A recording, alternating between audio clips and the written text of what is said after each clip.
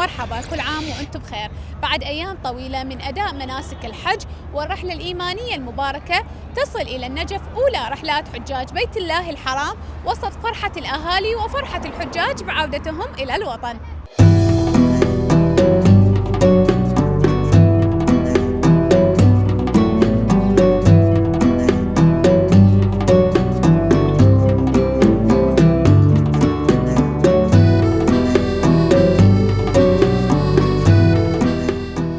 أولاً نحمد الله ونشكر على هاي النعمة والفضل الكبير اللي منحنا إياه أن نزور قبر نبيه المصطفى صلى الله عليه وآله وسلم بيت الحرام.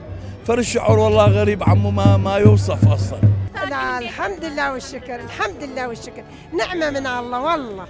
والله دعيتي حجية أول ما والله دعيت يوفقكم ويسلمكم ويعطيكم العافية وإن شاء الله تزورون بيت الله. حجية شنو مشاعرك وأنتِ الحمد لله والشكر، الحمد لله فرحانين والله يحفظكم ويحفظ كل اللي اجونا واستقبلونا والحمد لله والطريق كله الحمد لله خير من الله. والله مشاعر خير وبركة وفرح وسرور إن شاء الله، وهاي شعيرة يعني كل واحد يتمناها وفرصة ثمينة وموفقين كل اللي راحوا، الله يتقبل أعمالهم بأحسن قبول وإن شاء الله الله يقسم لنا وإلكم.